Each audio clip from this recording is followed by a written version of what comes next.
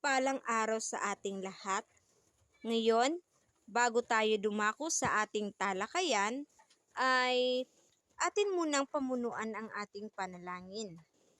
Sa ngalan ng Ama, ng Anak, ng Espiritu Santo. Amen. Panginoon, maraming salamat sa panibagong araw na pinagkaloob mo sa amin. Naway bigyan niyo po kami ng malinaw na pag-iisip upang maunawaan at intindihin ang mga bagay-bagay na dapat pag-aralan namin sa araw na ito.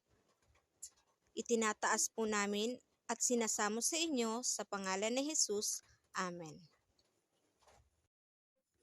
Ako si Sandra Parcero at ang aking mga kasamahan na sina Junjun Pardinis, Abigail Panis, Georgiel Paro at Christine Paro ang naatasang magiging guro ninyo sa araw na ito. Narito ang layunin na inaasahan kong makakamit nyo pagkatapos ng ating talakayan. Sa pagtatapos ng ating aralin, ang mga mag-aaral ay inaasahang makikilala ang mga makatang nagpayabong sa mga akdang patula sa panahon ng propaganda, himagsikan, Amerikano at Hapones. Nakakapagbahagi ng sariling pananaw ukol sa pagpapayabong ng panitikan sa Pilipinas, nakakagawa ng isang pagsusuri sa kasaysayang pampanitikan ng ating bansa. Para sa ating paunang gawain na tatawagin nating hulaan mo, na kung saan makikita nyo ang mga larawan at huhulaan nyo kung sino ito. Para sa unang larawan, sino ang nasa larawan? Tama, ito ay si Andres Bonifacio. Para naman sa pangalawang larawan. Tama, ito ay si Jose Rizal. At sa pangatlong larawan, tama, ito ay si Marcelo H. del Pilar. At sa pang-apat na larawan, tama, ito si Lope K. Santos. At ang panghuling larawan naman ay si Baltasar. Maraming salamat sa inyong mga naging sagot, lahat iyon ay tama. Narito ang panimula para sa ating aralin, na ang panitikan ng Pilipinas ay nagbabalik tanaw sa kasaysayan ng ating lahi at kultura. Nagmula ito sa salin-salin na kwento, tula, at awit mula sa ating mga ninuno bago pa dumating ang ating mananakop.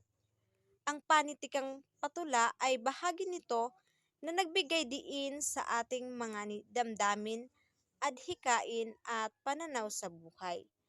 Ngayon, sa araling ito, matutunghayan nyo kung sino-sino ang may naiambag sa pagpapayabong ng akdang patula at panitikan.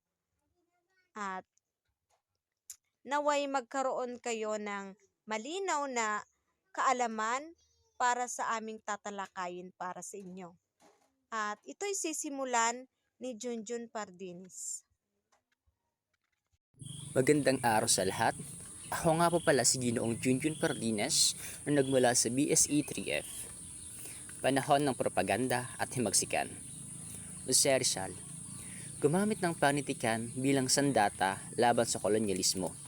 Ang kanyang mga tula, tulad ng Ala Juventud Pilipina, ay nagbigay inspirasyon sa kabataan na magsilbing liwanag ng bayan. So, si Jose Rizal daw ay gumamit ng panitikan bilang isang malakas na sandata laban sa kolonyalismo ng Espanya. Sa halip na direktang pakikipaglaban, pinili niyang gamitin ang kanyang mga salita upang gisingin ang kamalayan ng mga Pilipino at magbigay inspirasyon sa kanila na lumaban para sa kalayaan. Ang kanyang mga tula, partikular ang La Juventud Pilipina, ay naglalaman ng mga makabayang mensahe na nag-udyok sa kabataan na maging maliwanag ang bayan. Sa pamamagitan ng kanyang mga akda, nagawa ni Rizal na maabot ang mga puso at isipan ng mga Pilipino, na nagpapakita ng mga kalupitan ng kolonyalismo at naghihikayat sa kanila na mag-isip ng malaya.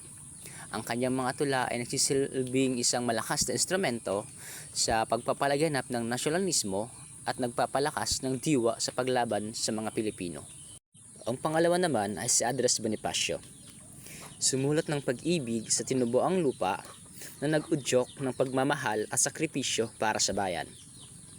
Si Andres Bonifacio bilang isang makabayang lider at isa sa mga nagtatag ng katipunan ay sumulat ng pag-ibig sa tinubuang lupa.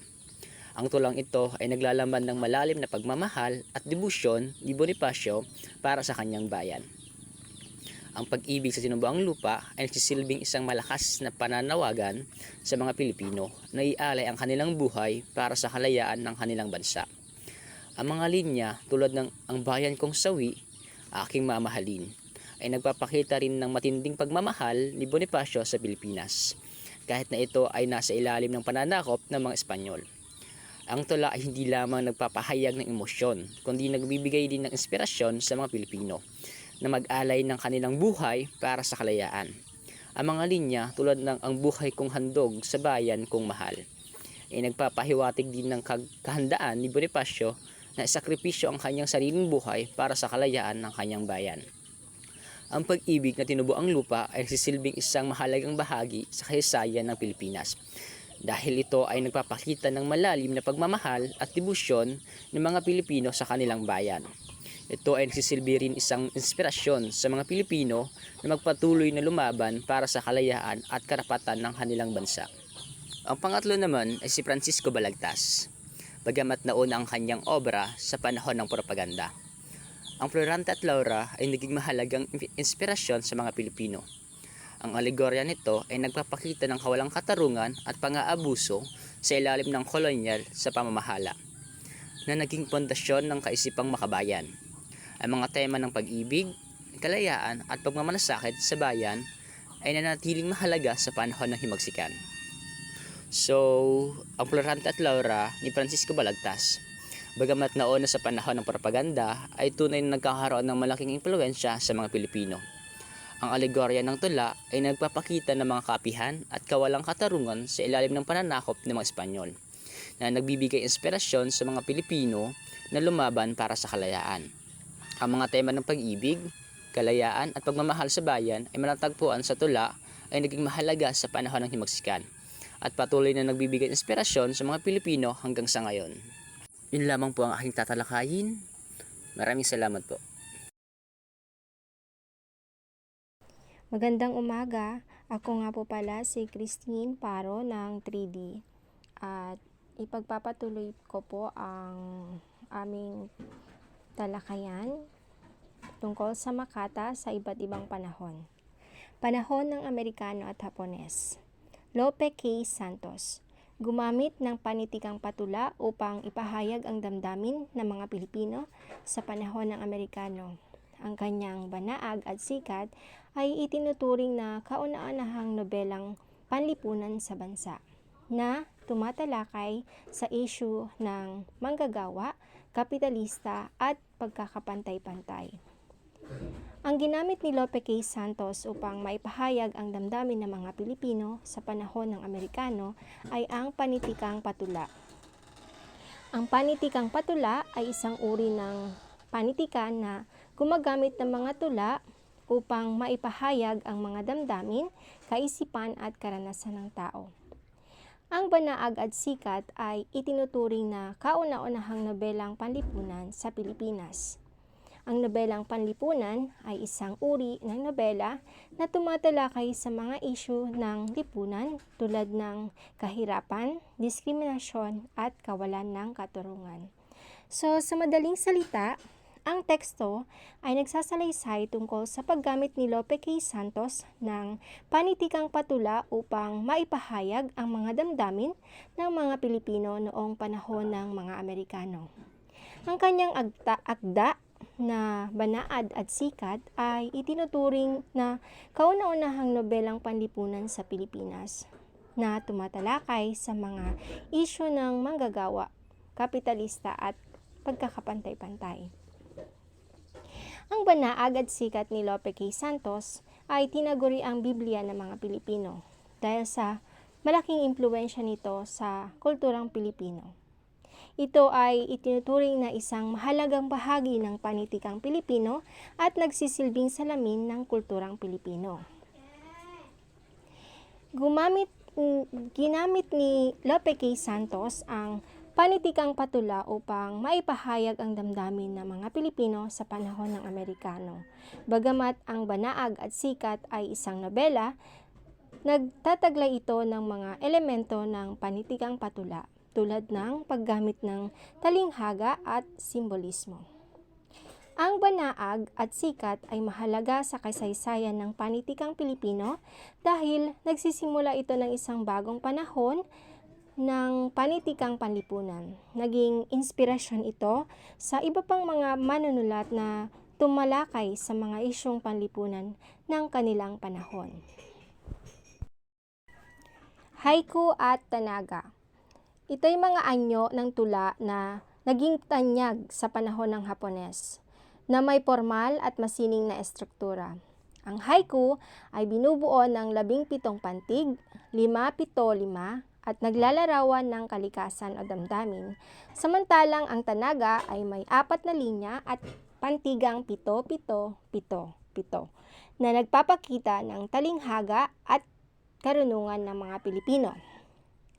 Ang haiku ay isang uri ng tula na nagmula sa Japan.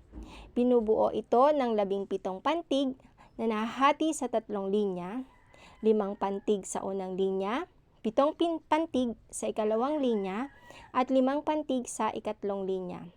Karaniwang naglalarawan ng haiku ng kalikasan o damdamin. Nagbibigay ito ng maikli ngunit malalim na impresyon sa mambabasa. Ang tanaga naman ay isang uri ng tula na nagmula sa Pilipinas. Binubuo ito ng 4 na linya na may tig-7 pantig bawat isa. Nagpapakita ang tanaga ng talinghaga at karunungan ng mga Pilipino. Madalas itong tumatalakay sa mga paksa tungkol sa pag-ibig, kalungkutan at buhay. Ang haiku at tanaga ay 2 magagandang halimbawa ng mga anyo ng tula na nagpapakita ng kagandahan ng wika at ang pagkamalikhain ng mga tao. Kahit na magkaiba ang kanilang pinagmulan, pareho silang naglalayong maghatid ng mensahe at damdamin sa pamamagitan ng mga salita. Ang haiku at tanaga ay mga anyo ng tula na naging popular sa panahon ng Hapones, habang ang Banaag at Sikat naman ay isinulat sa panahon ng Amerikano.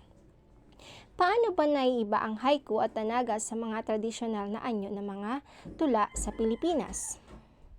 Ang haiku at tanaga ay naiiba sa mga tradisyonal na anyo ng tula sa Pilipinas dahil sa kanilang formal na estruktura. Ang haiku ay nagmula sa Japan, samantalang ang tanaga ay may sariling natatanging katangian na nagpapakita ng karunungan ng mga Pilipino.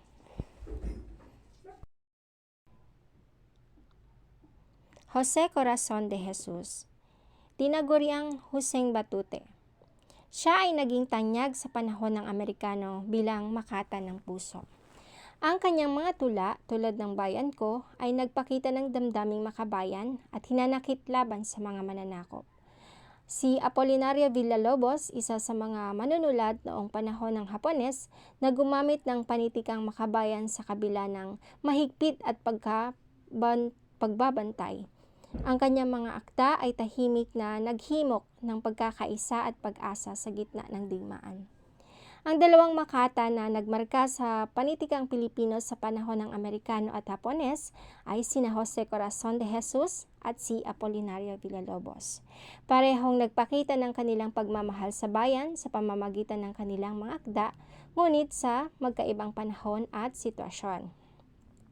Si Jose Corazon de Jesus, na kilala bilang Huseng Batute, ay naging tanyag sa panahon ng Amerikano bilang makata ng puso. Ang kanyang mga tula, tulad ng Bayan Ko, ay nagpakita ng damdaming makabayan at hinanakit laban sa mga mananakop. Sa kanyang mga akda, naipahayag niya ang pagmamahal at pag-asa para sa kalayaan ng Pilipinas. Si Apolinario Villalobos naman ay isa sa mga naging manunulat noong panahon ng Hapones na gumamit ng panitikang makabayan sa kabila ng mahigpit na pagbabantay ng mga Hapon. So ang kanyang mga akda ay tahimik na naghimok ng pagkakaisa at pag-asa sa gitna ng digmaan. Nais niyang palakasin ang loob ng mga Pilipino at bigyan sila ng pag-asa sa gitna ng kahirapan.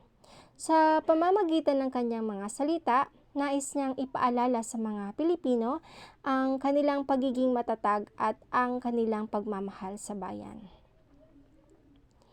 Si Jose Corazon de Jesus at Apolinario Villalobos ay dalawang makata na nagpakita ng kanilang pagmamahal sa bayan sa pamamagitan ng kanilang mga akda. Kahit na sa magkaibang panahon at sitwasyon, pareho silang nagbigay inspirasyon sa mga Pilipino at nagpakita ng kahalagahan ng panitikan sa pagpapahayag ng damdamin at pagpapalaganap ng pag-asa.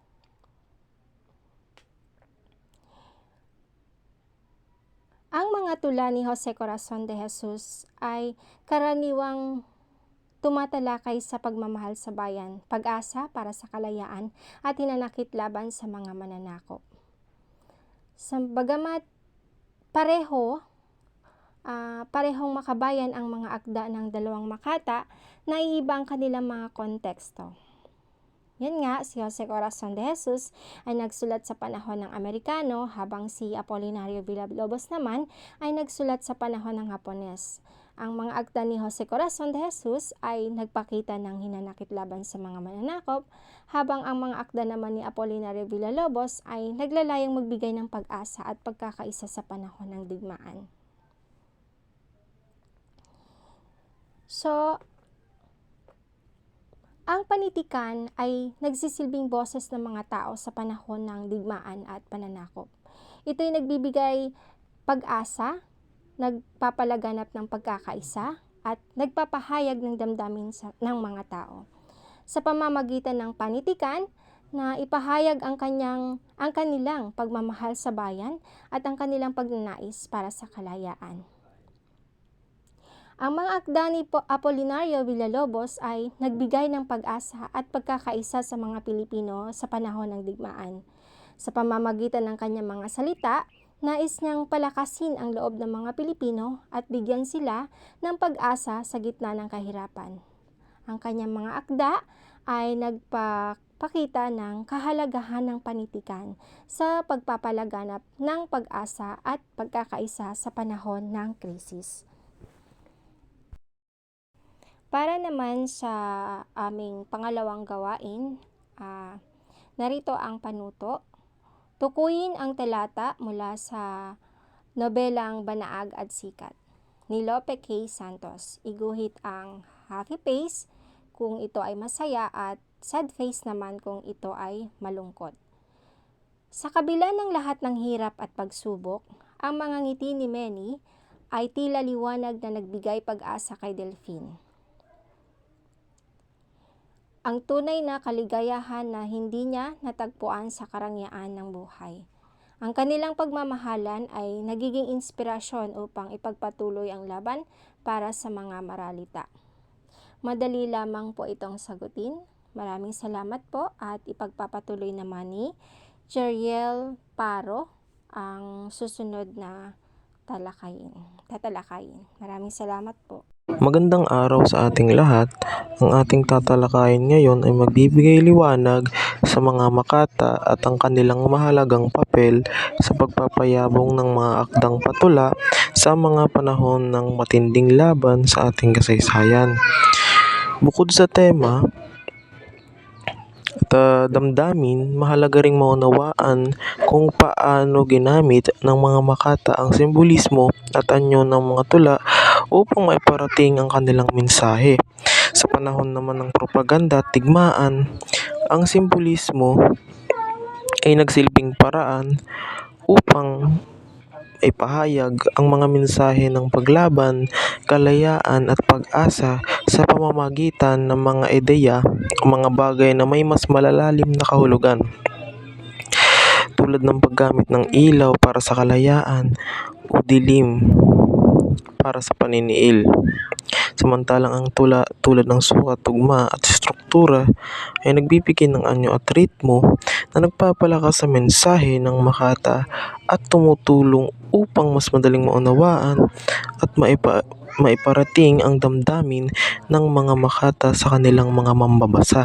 Sa bawat panahon, makikita ang pagkakaiba-iba ng estilo at layunin ng mga makata kung saan ang bawat isa ay gumagamit ng mga technical na aspeto ng tula upang maghatid ng makulay at matibay na mensahe sa kanilang panahon. Ang propaganda ay isang kasangkapan na ginagamit upang pukawin ang damdamin at isipan ng mga tao. At isang halimbawa nito ay ang paggamit ng metapora tulad ng La Juventud Filipina ni Jose Rizal. Sa pamamagitan ng metapora, isang uri ng paghatulad na hindi ginagamit ng salitang parang o katulad. Pinapahayag ng makata ang isang mensahe sa pamamagitan ng mga simbolo o larawan. Sa tula ni Rizal, ang kabataang Pilipino ay inihahalin tulad sa isang mahusay na pag-asa at liwanag ng bayan. Ginamit ni Rizal ang katagang ito upang pukawin ng kabataan na magising sa kanilang mga tungkulin bilang mga tagapagtanggol ng bayan at mga tagapagdala ng pagbabago sa bansa. Ang ganitong uri ng propaganda ay may layuning magpalaganap ng nasyonalismo at pagmamahal sa bayan sa pamamagitan ng makulay at matalinhagang wika na nakakaantig sa damdamin ng mga mamabasa. Panahon naman ng himagsikan ng mga tula ay ginamit bilang mabisang kasangkapan upang magbigay sigla at mag-udyok ng damdamin ng paglaban sa mga mananakop. Ang wika ng mga tula upang panahong iyon ay payak ngunit mapusok. Tulad ng makikita sa tula ni Andres Bonifacio na ang pag-ibig sa tinubuong lupa ay kung saan may mas matinding nilalaman at matinding damdamin ng pagkamuhi at pagmamahal sa bayan. Yung ganitong wika ay madaling maabot ng masa at nakapagbibigay inspirasyon sa mga karaniwang tao upang makilahok sa kilosang himagsikan. Samantalang sa panahon naman ng mga Amerikano, nagsimula ang balagtasan bilang isang makulay at masining na anyo ng pagtatalo gamit yung tula, kung saan yung mga makata naman ay nagtatagisan ng pananaw sa pamamagitan ng malikhaing pagbuo ng mga taludtod.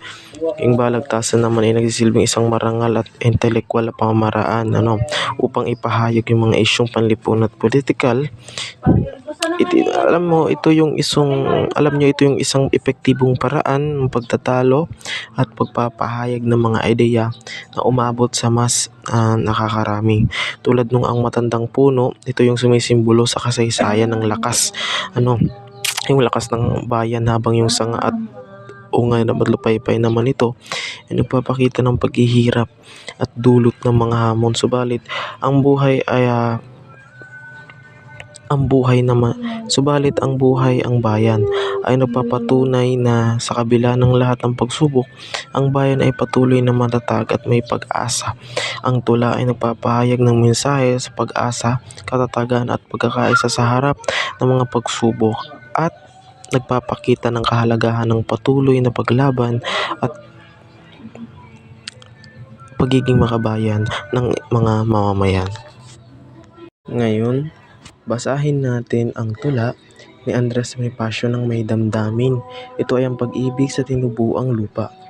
Aling pag-ibig pa ang hihigit kaya sa pagkakadalisay at pagkakadakila, gaya ng pag-ibig sa tinubuang lupa? Aling pag-ibig pa? Wala na nga, wala. Pagpupuring lubos ang palaging hangad sa bayan ng taong may dangal na ingat. Umawit, tumula, kumanta't sumulat, kalakhan din niya'y isisiwalat. Walang mahalagang hindi inihandog ng may pusong mahal sa bayang kumupkup. Dugo, yaman, dunong, katiis at pagod, buhay may aabuting magkalagot-lagot. Dito sinasabi sa tula, sa madaling salita sa tula, ang tinubuang lupa, ito yung bayan o lugar kung saan ipinanganak at lumaki ang isang tao. Ito yung simbolo ng pagmamahal niya at pagpapahalaga niya sa kanyang sariling bayan. Ito ay ang Pilipinas. Sa kontekstong ito ni Andres Bonifacio, ito ay nag-uugnay sa kanyang pinagmulan, sa kanyang tungkulin at kung ano nga ba ang kanyang gagampanan bilang isang bayani sa paglaban para sa kalayaan ng Pilipinas. Ngayon, matapos yung basahin ng tula, sagutin nyo ang mga sumusunod na tanong. Ito ang panuto, tukuyin ang pangunahing tema at layunin ng tula. Sagutin ang mga sumusunod na tanong. Unang tanong, ano ang pangunahing damdamin ay pinapahayag ng tula? Ano nga ba? Anong bahagi ng tula ang naglalarawan ng pagmamahal sa bayan? Ano ang simbolismo na ginamit sa tula? Sagutin nyo ito nang malaman ang tula. Narito naman ang rubrics ng tula. Tema, 10%, kaangkupan 10%, talinhaga 10%, at yung kabuuan naman nito ay 30%. Kapag nakuha nyo ito lahat, may kabuuan kayong 30%. Ano nga na ba natin ilapat ang aralin sa pang-araw-araw na buhay? Ano yung mga hakbang ang maaari nating gawin upang maging isang mas responsableng mamamayan? Maaari nating gamitin ang mga tula na nabanggit sa talakayan upang gamitin at maging isang responsableng mamamayan sa pamamagitan ng pagmamahal natin sa ating bayan. Maaari din gamitin yung mga angkop na salita para ipakita ang pagtatanggol at paglalaban natin sa ating kasarinlan. Sa inyo, ano kaya yung mga maidadagdag ninyo? Narito na tayo sa paglalahat ng aralin. Sa paglalahat naman ng aralin, yung mga makata sa panahon ng propaganda at himagsikan sa ilalim ng mga Amerikano at Hapon ay nagbigay ng mahalagang kontribusyon sa pagpapalaganap ng mga ideya ng kalayaan, yung pagmamahal sa bayan, tsaka yung mga ginamit nilang tula. Dito sa tula, nakikita natin na ipinakita nila kung ano yung mga issue sa mga napapanahon. Nagbigay din sila ng inspirasyon at maghikayat sa atin na makipagkaisa at lumaban sa mga mananakop. Ano nga ba yung aral na makupulot dito? Yung aral na mapupulot dito ay yung kahalagahan ng panitikan. Dahil yung panitikan naman ay yung papalawak sa ating kamalayan at kaalaman at pagtutulungan para sa kalayaan at para rin sa pagbabago. Sa ating pananapos, nanirito ang takdang aralin. Ipaliwanag ang panitikang patula sa mga panahon ng aktivismo. Umaasa kami na mas maipapaliwanag ninyo ang nasabing takdang aralin. Naririto na at natapos na ang aming talakayan. Naway naunawaan nyo ang aming tinalakay. Naway na isa puso nyo kung paano gamitin ang panitikan. Naway sana'y naisabuhay ninyo kung paano ba gamitin at kung paano ba ilaban ang ating kamalayan. At hanggang dito na lamang, sana'y naunawaan nyo. Maraming salamat.